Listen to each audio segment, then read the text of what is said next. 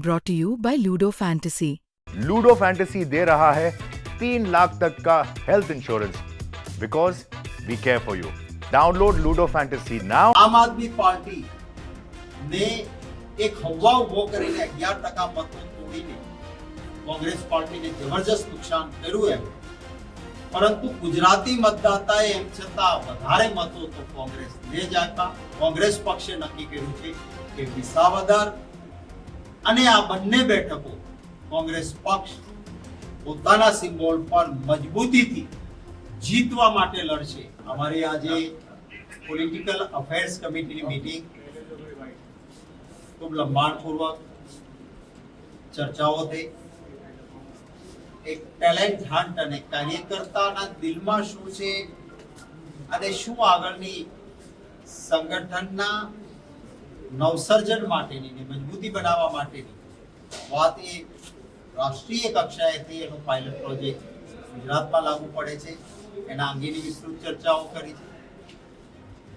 ગુજરાતમાં 2 પેટા ચૂંટણીઓ વિધાનસભાની આવી રહી છે, ત્યારે પોલિટિકલ અફેર્સ કમિટીમાં ચર્ચાઓ થઈ। આજે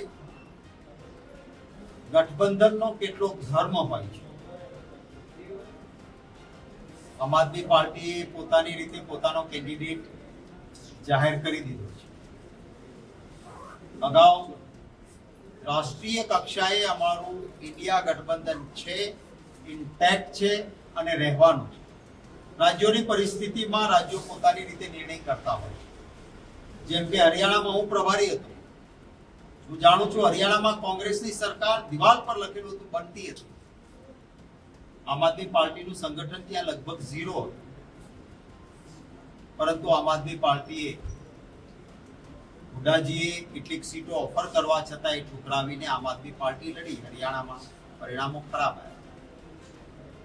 ગુજરાતમાં રાષ્ટ્રીય કક્ષાએ નિર્ણય થયો કે ઇન્ડિયા ગઠબંધનમાં સાથે રહેવાનું છે, એટલા માટે હું જ્યાંનો પ્રદેશ પ્રમુખ હોઉં એ જિલ્લો છોડવો મારા માટે અઘરો હોય, પરંતુ રાષ્ટ્રીય રીતે એ જાળવવા માટે ભરૂચમાં અમારી એક ઇમોશનલ ફિલિંગ હતી બધા, એમ છતાં ભરૂચ અને ભાવનગર જ એમનો આગ્રહ હતો તો છોડેલું। રાજ્યની કક્ષાએ જ્યારે અમારે નિર્ણય લેવાનો છે ત્યારે આજે પોલિટિકલ અફેર્સ કમિટીમાં વિસ્તૃત ચર્ચાઓના અંતે ભૂતકાળના બધા જ ઇતિહાસો તપાસ્યા પછી એક સર્વસંમત મત ઉભો થયો હતો કે ગુજરાતના મતદાતાઓ ક્યારેય ત્રીજી પાર્ટીને મત નથી આપતા। અહીંયા ભૂતકાળમાં લેફ્ટ દ્વારા કોશિશ થઈ, અહીંયા ભૂતકાળમાં સમાજવાદી પાર્ટી દ્વારા કોશિશ થઈ, જેમની પોતાની સરકાર હતી શંકરસિંહજી વાઘેલાની, એમણે પોતે પ્રયત્ન કર્યો પોતાની સરકાર હોવા છતાં માત્ર 4 182 માંથી ચૂંટાયા।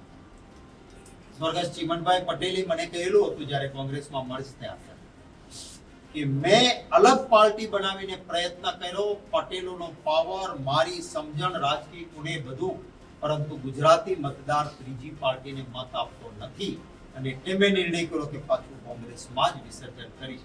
ચાણક્ય કહેવાતા પોલિટિક્સ। એટલે આમ આદમી પાર્ટી ને એક હવા ઉભો કરીને 11% મતો તોડીને કોંગ્રેસ પાર્ટીને જબરજસ્ત નુકસાન કર્યું એમ, પરંતુ ગુજરાતી મતદાતાએ એમ છતાં વધારે મતો તો કોંગ્રેસને જ આપ્યા। મુખ્ય વિરોધ પક્ષ એ કોંગ્રેસ પાર્ટી જ રહી છે।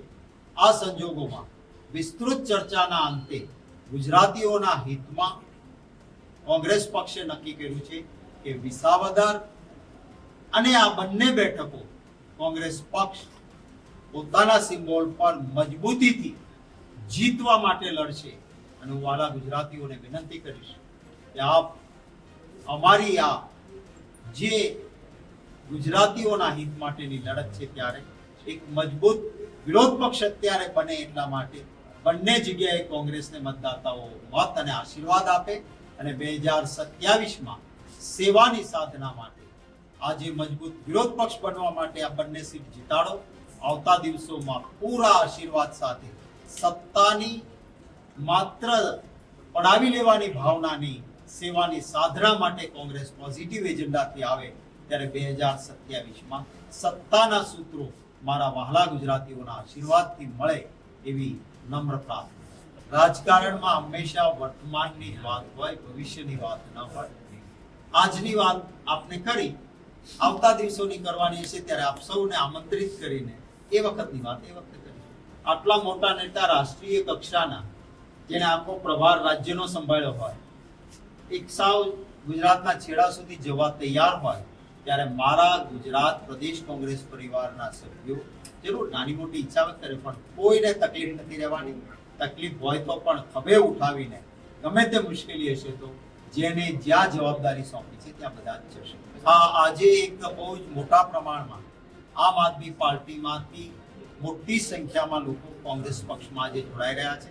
એમનું સ્વાગત રહેશે.